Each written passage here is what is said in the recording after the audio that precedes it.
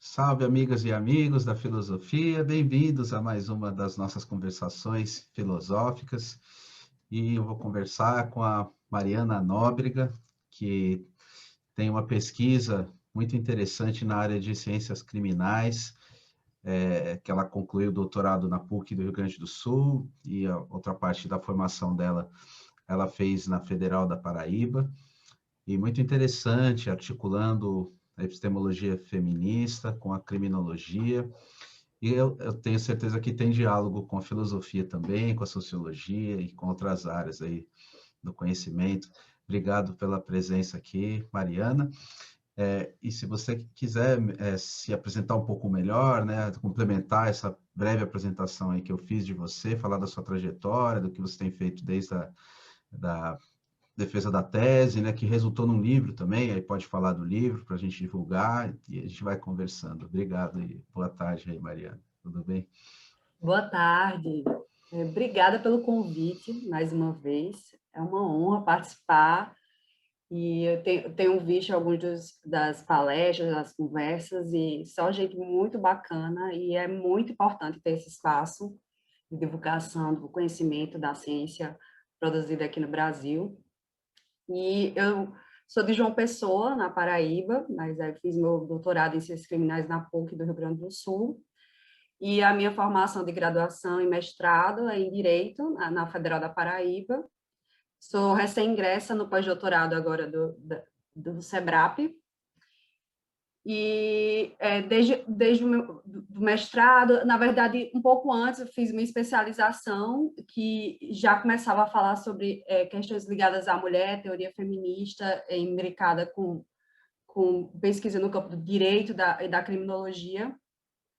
E aí, durante o doutorado, eu continuei nessa linha e fui buscar entender uma questão que me surgiu depois de eu ter visto um jornal, em 2012, 2013, mais ou menos, que dizia que naquele ano, eu acho que era outubro daquele ano, dizia que pelo menos 90 mulheres tinham morrido naquela época.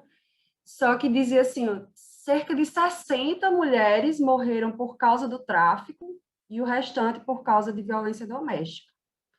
E aquilo me chamou a atenção, porque nos estudos que eu tinha conhecimento até então, se dizia que a maioria das mulheres morriam por causa de violência doméstica, né? E tanto é que quando se fala de mortes de mulheres, o foco geralmente vai em cima de parceiros, né?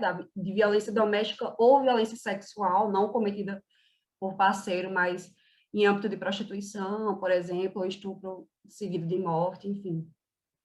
E aquilo me intrigou, porque todo o estudo que eu via sobre homicídios, né, feminicídios, mortes violentas, falavam que a maioria das mulheres morriam por tráfico e geralmente davam uma estatística muito parecida, inclusive em países totalmente diferentes um do outro, como o Brasil e Estados Unidos, e o Brasil, Europa, e dava que 40% das mulheres morriam nas mãos dos parceiros, e eu vi sendo ignorado as mulheres que morrem no tráfico de drogas, né? E a gente, na época de lançamento, de publicação da Lei Maria da Penha, o Brasil estava vivendo um boom do tráfico de drogas. Nos anos 2000 foi um momento que cresceu muito o homicídio, de saindo do Sudeste para o resto do Brasil, né?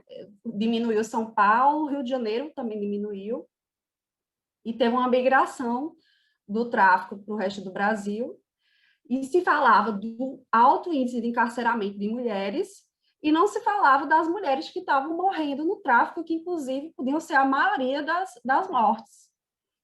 Então, a minha pesquisa foi tentar ir atrás disso, ver mostrar essas mulheres que estão morrendo no tráfico, que podem, inclusive, ser a maioria das mulheres mortas, né? E essa pesquisa eu fiz tanto em João Pessoa como em Porto Alegre, que são duas cidades que viveram o boom do tráfico, cidades que eram conhecidas por serem muito pacatas, que não tinham muito homicídio, e de repente viu um boom dos homicídios, e todo mundo chamava atenção para a questão do tráfico, mas só para pensar as mortes dos homens.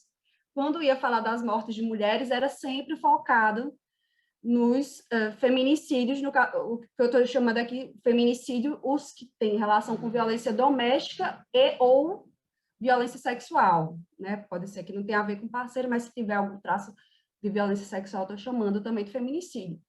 E eu fiz essa separação justamente para a gente chamar a atenção para os casos que fogem desses mais tradicionais que a gente conhece, que são enquadrados nesse nome feminicídio, né? Como feminicídio. E então são cidades muito diferentes e também era conveniente para mim, porque eu sou de João Pessoa e queria entender a realidade da minha cidade e estava fazendo minha pesquisa em Porto Alegre, né? Também não ia precisar viajar tanto para investigar isso, né?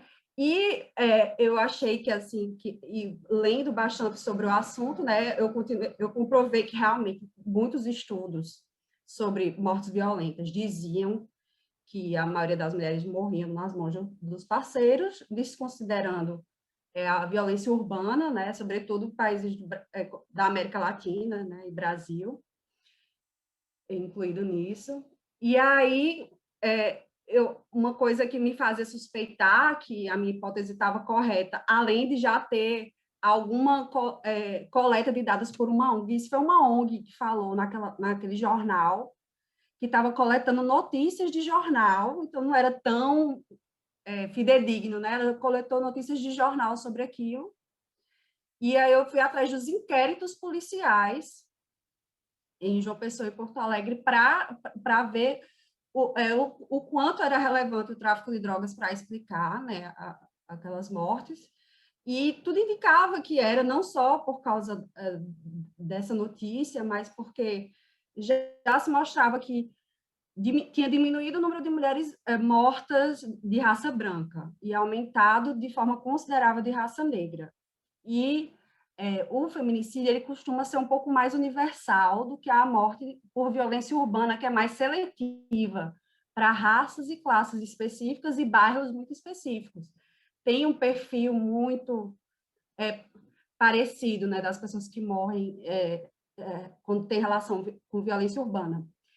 E o feminicídio costuma se dar em classes mais variadas, com mulheres de backgrounds mais variados.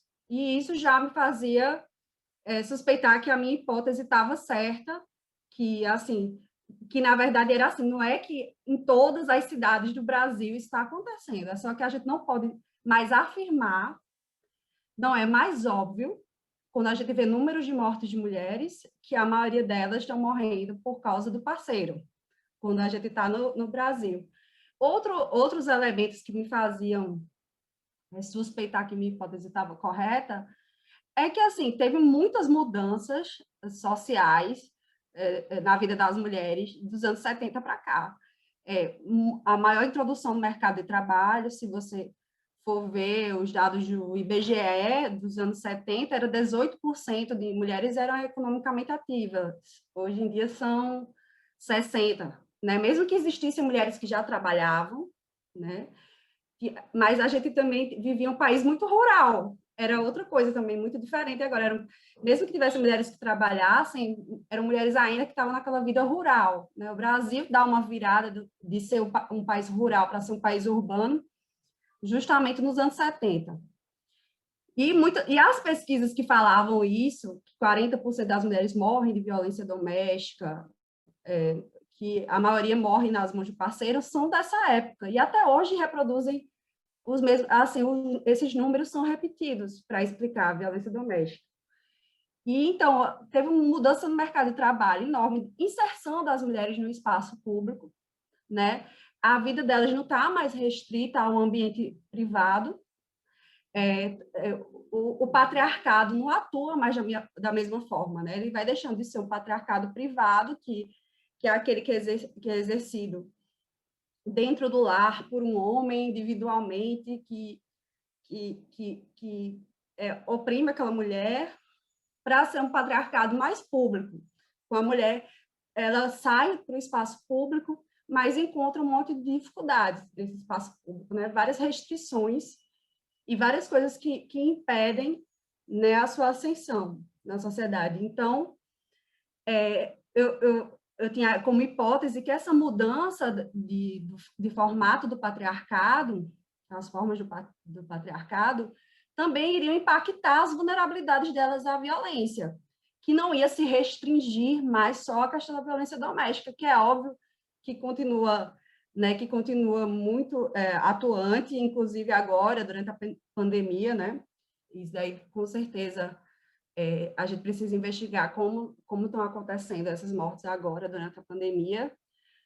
Mas, como eu falei, a minha intenção é que a gente não restrinja o nosso olhar quando a gente for investigar mortes de mulheres apenas a violência doméstica, que existem outras formas também de vulnerabilidade, né? E aí eu fiz a pesquisa em inquéritos policiais de mortes, de homicídios de mulheres, o que englobava, no caso, os feminicídios também. E aí eu olhei em todas as delegacias de homicídio de João Pessoa, em metade das delegacias de homicídio de Porto Alegre.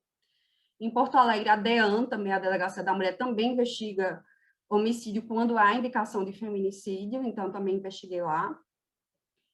E aí eu buscava, sobretudo, quando eu ia analisar os dados, né, o motivo e o uso de violência sexual para ver se aquele crime era um feminicídio ou não. Além disso, né, dados sobre o contexto do crime, dados sobre o perfil da vítima, alguns dados sobre o perfil do autor, porque tinha poucos dados sobre o perfil do autor, e dados e elementos situacionais do delito, né? E a partir dos dados quantitativos dos perfis das vítimas, já dava para supor que a minha hipótese estava correta, porque já vendo os dados do perfil das vítimas, era o perfil das mulheres presas pelo tráfico.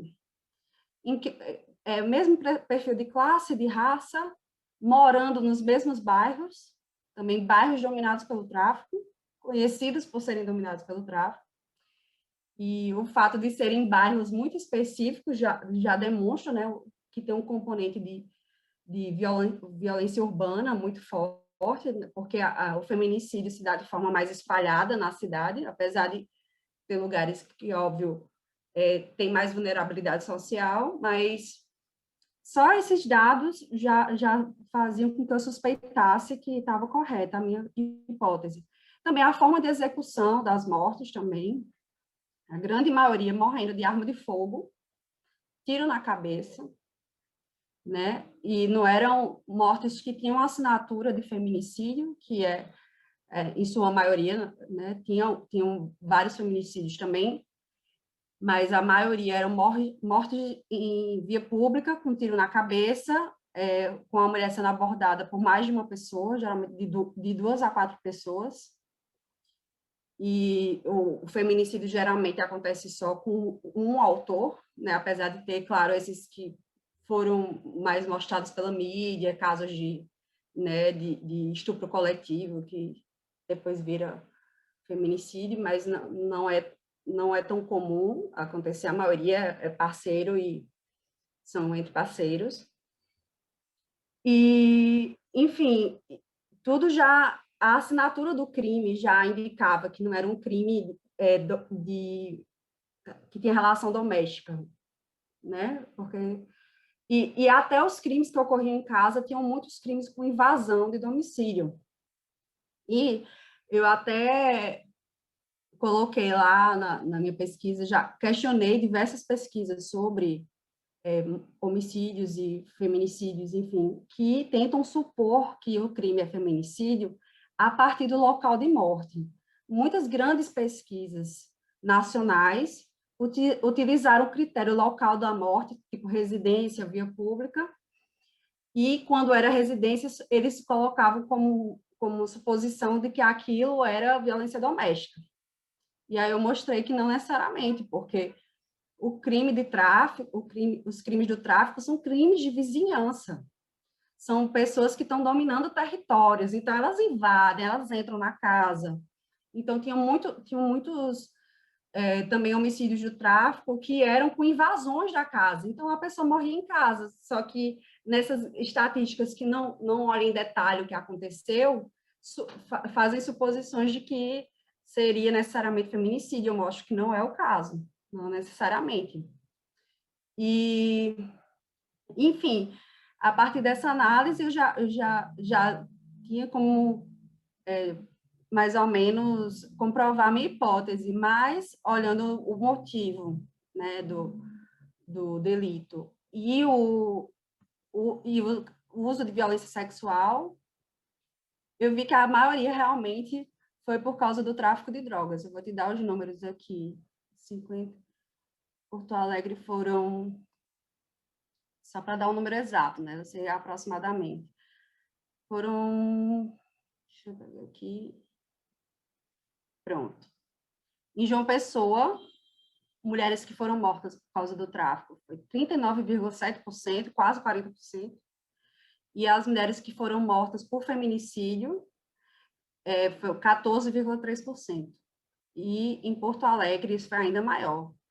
Foi 55,5% e 14,3%, repetindo os números de João Pessoa, porque, coincidentemente, eu coletei a mesma quantidade de casos em João Pessoa e Porto Alegre, foram 63 em cada um. E aí, 9 eram feminicídios em cada uma das cidades. E aí, os motivos, né, dessas mortes por tráfico são os motivos também que matam muitos homens. Disputa entre facções, né, deslealdade, sobretudo a pessoa que leva e traz, né? O leva e traz no tráfico assim, jurado de morte, né? Então, muitas mulheres morreram também por serem o que aqui em João Pessoa chama de caguetas, né? Tinha muita mulher que morria por causa disso. Dívida de drogas também tinha, não era a maioria, mas também a questão da lealdade e de colocar em risco a facção era uma das questões mais importantes. Assim, quando você vê que aquela pessoa ela pode colocar em risco, né, a vida de outros membros da facção, ela não passa confiança, ela pode passar informação para a polícia ou passar para a facção adversária informações. Então, esse era um dos principais motivos das mortes de mulheres. E óbvio que tinha também tinha alguns casos de mulheres, porque muitas mulheres morrem por causa do parceiro.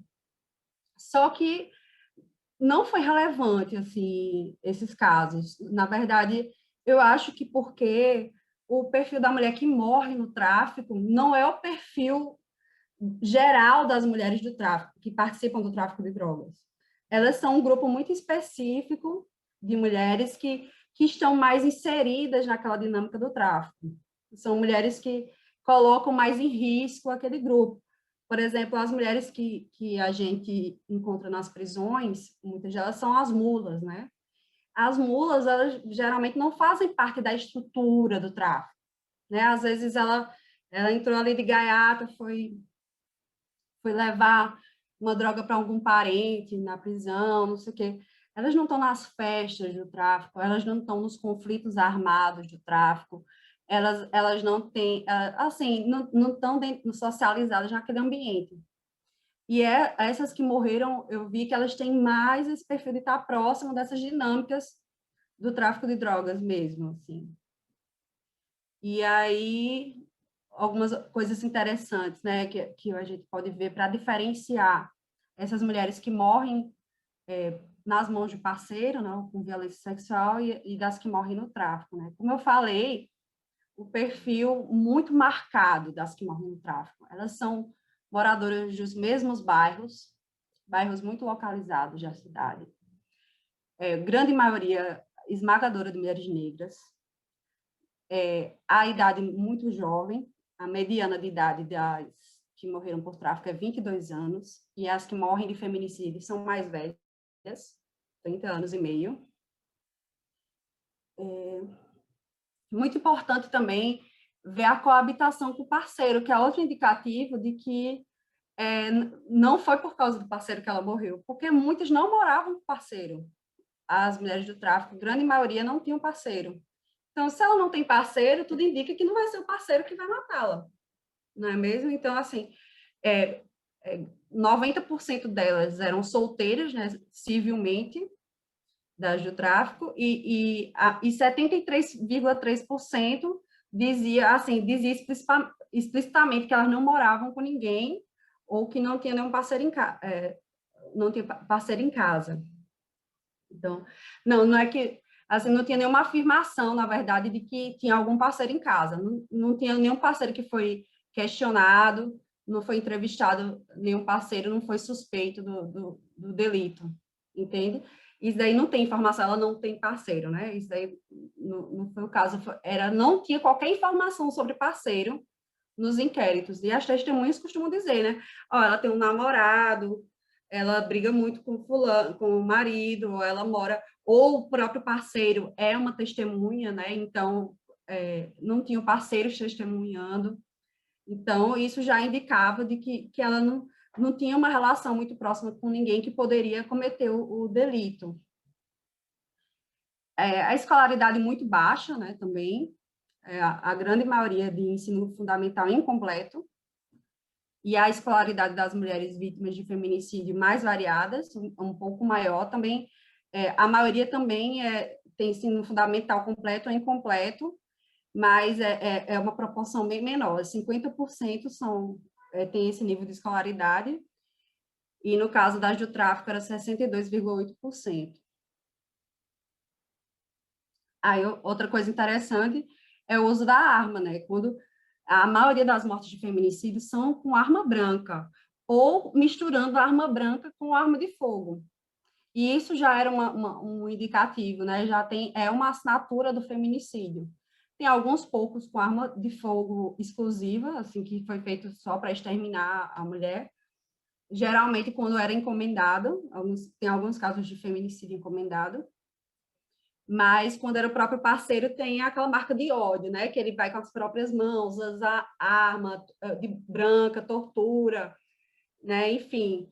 E já no tráfico, não. Chegou, matou. Eles chegavam exterminando mesmo, tiro na cabeça e ia embora, correndo.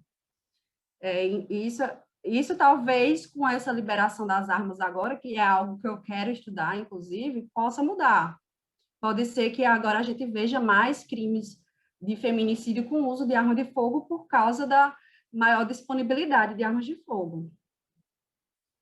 E, como eu falei, o crime de tráfico acontece mais na via pública, o crime de feminicídio mais em residência. E deixa eu ver o que mais. Vínculo entre autor e vítima. Quando identificado, 97% dos casos não tinha vínculo doméstico, familiar ou afetivo, quando era tráfico de drogas. E quando era feminicídio, mais de 90% tinha vínculo doméstico ou familiar, quando identificado. Outra coisa que eu fiz nessa pesquisa, que talvez tenha dado esse resultado diferente, é que muita pesquisa que vai investigar esses casos de feminicídio pegam os casos que chegam na justiça. E na justiça só chegam os casos em que foi esclarecido o delito. E os crimes de tráfico são muito difíceis de ser esclarecidos. Então, tem uma filtragem dos delitos na justiça. Então, é muito mais fácil encontrar feminicídio na justiça do que nas delegacias, porque os crimes de tráfico geralmente não encontram autoria. E aí, para suprir isso, eu fiz suposições acerca da autoria quando não tinha informação sobre isso, por exemplo, não acerca da autoria, mas para dizer se era feminicídio ou não, mesmo sem ter o autor visível, né? Quando havia apenas uma hipótese levantada pelas testemunhas de que era feminicídio, e só havia essa hipótese, aí eu botava feminicídio. Se havia apenas uma hipótese levantada que era tráfico, aí eu botava tráfico, para poder suprir essa falta de informação. E era muito coerente com os casos que eram investigados, o padrão, né? E quando, por exemplo, era o marido que matava a esposa, mas não tinha um motivo, porque não necessariamente o marido matar a esposa é feminicídio, tem que ter um componente de gênero, porque, por exemplo, se ele matou a esposa porque a esposa abusava do filho, por exemplo, ou porque a esposa roubou dinheiro dele, não é um motivo relacionado a gênero, mas se for uma ciúme, se for alguma coisa relacionada àquela relação, né, algum desprezo, menosprezo à figura feminina, enfim. E aí, se eu sabia que foi o parceiro que matou, mas não tinha nenhuma indicação do motivo, eu coloquei como feminicídio também. Tudo isso está bem destrinchado na pesquisa, né? Como é que eu separei os casos. Mas, assim, Porto Alegre não teve um problema com essa questão da autoria, porque, surpreendentemente, em relação ao país, era uma diferença absurda de esclarecimentos de homicídios, porque tinha cerca de 85% de esclarecimento. No Brasil, a média gira em torno de 8% a 20%, baixíssimo. E João Pessoa tinha essa média baixíssima de esclarecimentos, e eu tive que suprir usando esses artifícios, né? Olhando outros elementos para inferir se teria sido feminicídio ou não. Já em Porto Alegre não precisava, porque boa parte deles eram esclarecidos, e, de fato, até os esclarecidos tinha indicação de que era tráfico, né? E porque também estava num período de muita violência do tráfico lá em Porto Alegre, que foi analisado de 2013 a 2017, e 2015 teve um boom lá de violência relacionada ao tráfico. E eu peguei muito esse momento. Enfim, então eu acabei comprovando a minha hipótese, né? E alguma das coisas que eu posso trazer assim da parte qualitativa da pesquisa, né? É que assim, mas primeiro falando sobre uma conclusão que eu tive, né? Não é que eu estou falando que isso está acontecendo em todas as cidades, que isso sempre vai acontecer, que é assim sempre. É só que assim, não é mais óbvio se você for fazer uma análise de morte de mulheres, que a maioria morreu pelo parceiro. Porque tem essa questão da violência urbana muito forte no Brasil, que tem que ser considerada quando você for analisar. Porque eu via muitas vezes estatísticas que mostravam aumento de mortes de mulheres e falavam, precisamos combater a violência doméstica. Concluía que essas mortes tinham necessariamente a ver com violência doméstica, que tem muito a ver mesmo, porque realmente é muito alta. É o segundo fator que mais mata, né? No caso dessas duas cidades, né? Então, mas assim, não dá para você concluir isso, né? Tem que fazer uma análise mais apurada, e tem essa questão do tráfico de drogas para a gente levar em consideração que são mortes que são muito ocultadas, né? Não se fala tanto de mulheres que morrem no tráfico, até porque, como eu falei, não tem uma investigação mais séria desses casos, porque realmente é mais difícil de apurar, porque são crimes que são muito coletivos, né? São grupos que matam. Então, como é que você vai dizer foi fulano, ciclano que matou? Né? Tem muitos, às vezes, um manda matar e 3 executam, mas aí os 3, às vezes, não tem nada a ver com aquela vítima, não tem nenhum conflito direto com a vítima.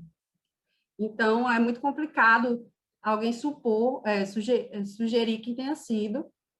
E também porque nas vizinhanças as pessoas têm muito medo de dizer quem foi, né? Com medo de morrer. Inclusive, peguei casos de mulheres que morreram por terem dito que alguém tinha matado outra pessoa, por acabar denunciando a polícia ou espalhado a notícia de que alguém tinha sido culpado de um crime. Então, realmente é algo que causa muito medo, e vários diziam, olha, foi o pessoal do tráfico que matou. Eu não posso dizer quem é, porque eu temo pela minha vida. Não vou, eu prefiro lá vigora a lei do silêncio, e eu não vou falar sobre. Eu sei que eu posso morrer se eu falar. Enfim, ou talvez assim eles pudessem fazer a suposição de quem era, mas não queriam dizer, né? Enfim, não necessariamente eles sabiam exatamente o que tinham sido, sabiam que tinha sido pelo tráfico. É muito confuso porque é muita gente participando, né? Alguns lugares são totalmente dominados, né, por essa criminalidade do tráfico. E aí, algumas coisas que eu posso dizer, né, sobre o que eu coletei, é que, assim, cada vez mais eu vi, assim, e lendo sobre o assunto, o machismo ele tem se transformado e ele tem atuado de uma forma mais omissiva do que comissiva, assim, ele atua mais na omissão do que com ação. Por exemplo, essas mulheres que morreram no tráfico, muitas delas não têm pai, não têm parceiro, são mães que têm que sustentar os filhos sozinhas, e às vezes entram no tráfico para sustentar os filhos, ou para ter uma vida melhor, enfim. Então, são mulheres das periferias que não têm parceiro. Elas são a grande figura do lar delas. Então, não quer dizer que está tudo melhor para as mulheres. É só que para algumas mulheres, os homens não existem na vida delas, ou estão só de passagem, né? Não estão atuando, cuidando dos filhos, e muitas delas se sentem atraídas pelo tráfico justamente para cuidar dos filhos, porque muitas são mães. Do tráfico, cerca da metade delas eram mães e eram super jovens. E isso que não tem informação, assim, de tem filho ou não. Algumas tinha informação na certidão de falecimento, não é de certidão de óbito, na certidão de óbito. E em João Pessoa não tinha certidão de óbito, mas às vezes mencionava, ela tem filho, tal, e aí, contando das que mencionaram que tinha filho, pelo menos metade delas tinham filho. E meninas muito jovens, né? E várias, tipo, não tem pai. O pai nem participava da investigação. Vários, quando o pai era investigado, dizia, olha, eu não vejo minha filha há uns 10 anos. Nem sei. Então, o pai também poderia ser um autor de feminicídio, e também elas não seriam vítimas de feminicídio, porque também o pai nem mora na casa delas.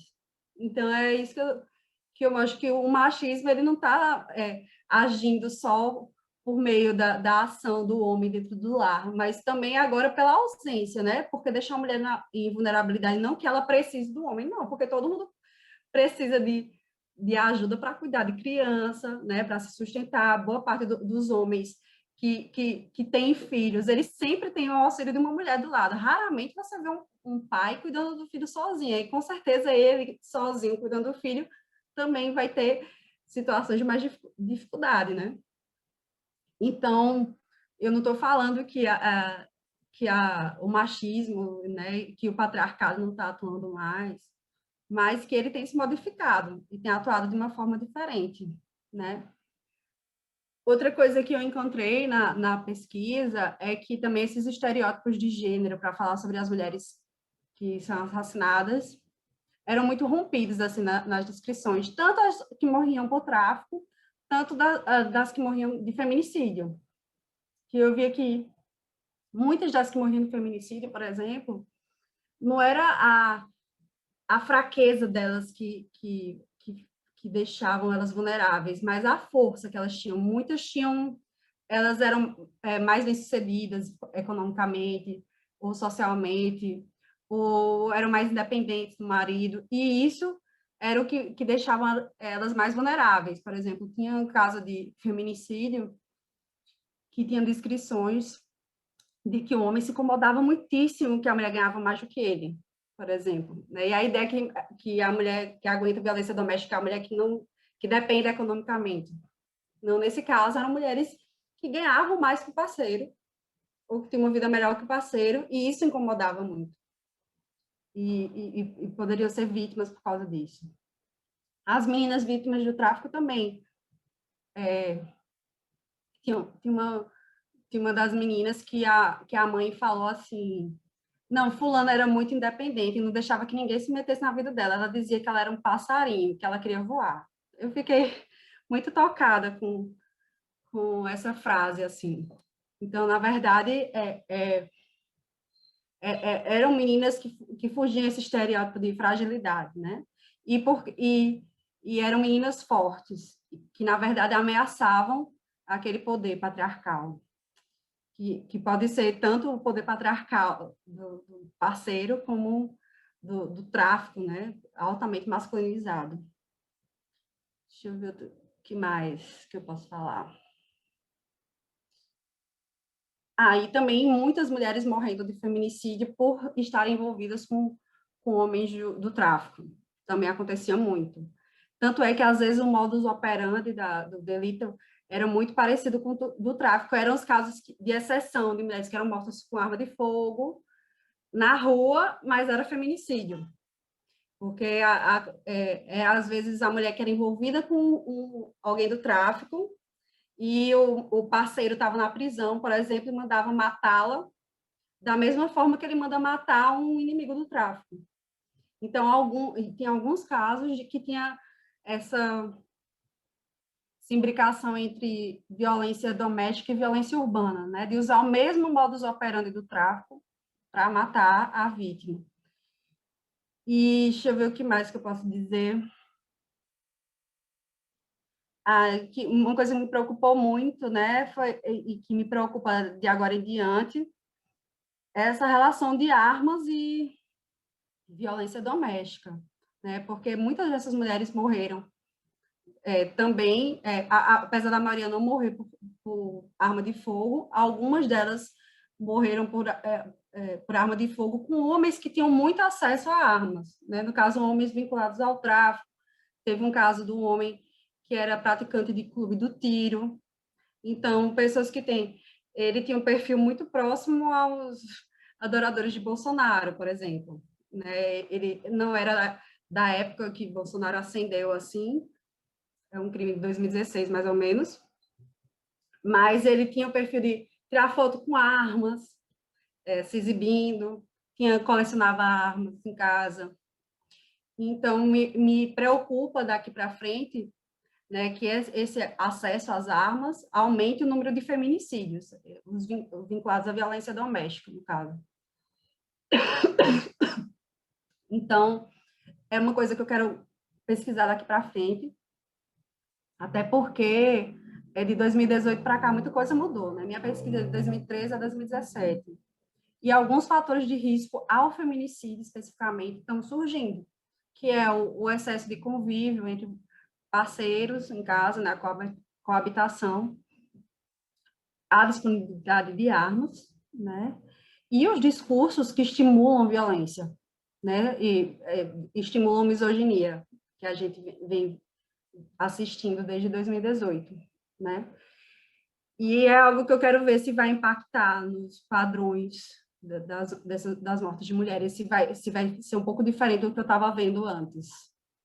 E é isso. Se tu tiveres alguma questão... Muito interessante, Mariana, sua pesquisa. A questão que eu faria é se você puder falar um pouquinho mais de uma coisa que eu acho que está no coração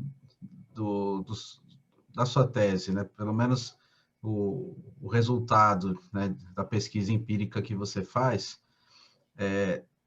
a passagem de um tipo de patriarcado, mas para uma outra questão que ainda é o patriarcado, né? Quer dizer, o que te interessa é a morte das mulheres, ainda que você mostre que não é mais a questão privada, na casa, né, com convívio parceiro, e que agora são esses tipos de crimes vinculados à estrutura do tráfico, que tem a ver com a forma de organização da nossa sociedade como um todo, eu diria, né? As facções cresceram muito e se organizaram e agem na política também, na economia, né? E as milícias e tudo isso que a gente sabe, né? E eu acho que o interesse que tem da sua tese, né? Ele ataca esse problema, né? Eu queria te ouvir mais e fazendo a pergunta de outro jeito, né? Por que as mortes pelo tráfico, como que você consegue fazer o recorte de gênero nas mortes do tráfico, que são diferentes das de violência doméstica, mas que ainda tem uma diferença com relação ao fato de serem mulheres as vítimas que você analisa? Sim, massa a tua pergunta. É porque o tráfico ele tem um componente de gênero muito grande. a morte, a relação do autor com a vítima, quando o autor está matando, não é aquilo que motivou diretamente, né? Mas está estruturalmente na forma como o tráfico de drogas está organizado e como ele se torna uma proposta de melhoria econômica para as mulheres, porque veja como é surpreendente os números de mulheres que são presas por tráfico, né? A maioria dos homens, eles são, se você for ver dados sobre encarceramento, são presos por crimes patrimoniais. E se você for ver a quantidade de mulheres que são presas, a esmagadora maioria delas é por tráfico. Por quê? Por que o tráfico, né? Porque o elemento quantitativo, que quando indica muito fortemente um gênero, mostra que tem alguma coisa de gênero aí atrás, né? Porque eu acho que é um sinal de como a precarização do trabalho, como o empobrecimento da população está ligado, né, está atingindo de forma especial as mulheres, né? E não só relacionado a isso, né, as mudanças das famílias, que também tem deixado as mulheres com uma carga de responsabilidades muito maior do que a dos homens, e isso são mudanças justamente do que eu estou falando do patriarcado público. As mulheres estão se inserindo no espaço público, estão se inserindo no mundo do trabalho, mas de forma desvantajosa. E aí, o que é que aparece para elas, né? O mercado informal e o tráfico de drogas não deixa de ser uma forma de mercado informal de trabalho. E eu via muitas mulheres, às vezes, que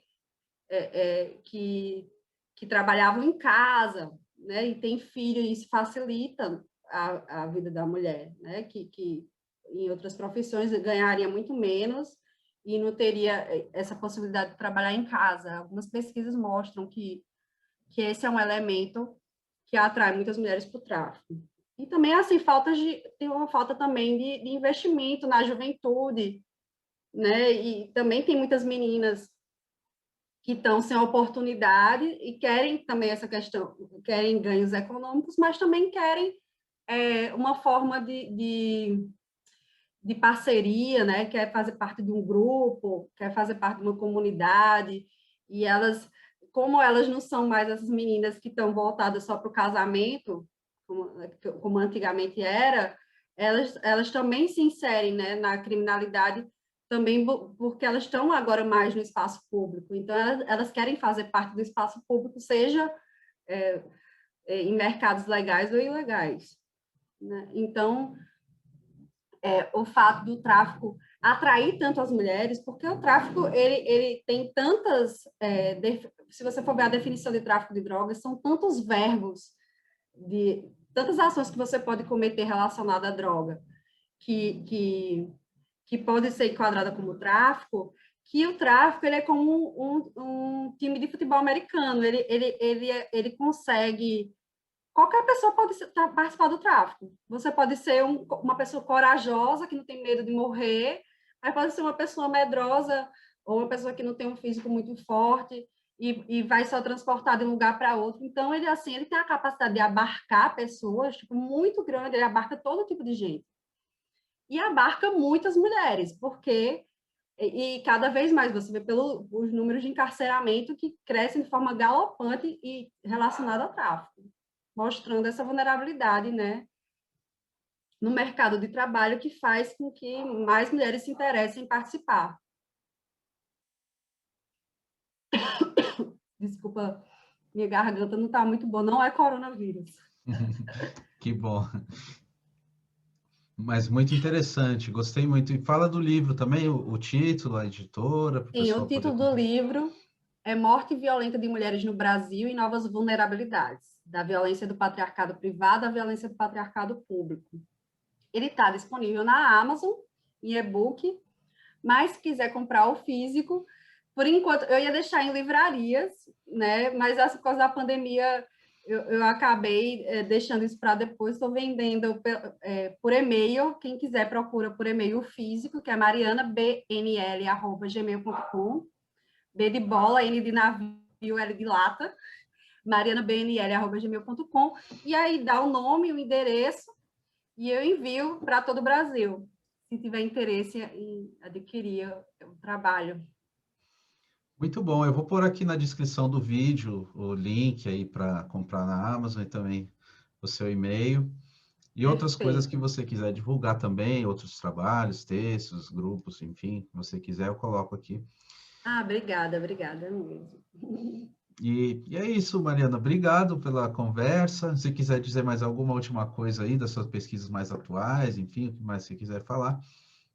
Eu que agradeço, muito feliz por esse contato, muito honrada em compor esse rol de pesquisadores tão legais que fazem parte aqui, que já fizeram parte do Conversações Filosóficas. E atualmente eu pretendo ver como esses fatores novos de risco que eu mencionei a partir de 2018 podem impactar esses padrões de feminicídio, que eu acredito que podem crescer, né, de 2018 para cá,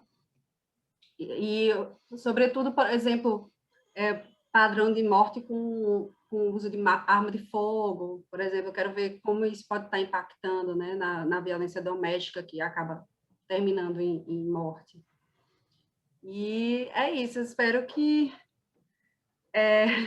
eu esteja enganada, na verdade, né, que não esteja impactando tanto como a gente imagina, mas eu creio que sim, infelizmente. E vamos ver no que vai dar essa pesquisa. E vou ampliar também, eu vou pesquisar João Pessoa e Porto Alegre, acrescentando esses anos, 2018 a 2021, e vou acrescentar São Paulo também. Aí pode ser bem interessante. Vamos ver. E obrigada mais uma vez pelo convite. Eu que agradeço, Mariana Nóbrega, adorei a conversa. Obrigado também às pessoas que acompanharam a gente até aqui nesse vídeo. Sempre peço aí para comentarem o que vocês acharam também, fazerem indicações aí que vocês quiserem para continuarmos a conversa e fiquem ligados aí nas próximas conversações filosóficas.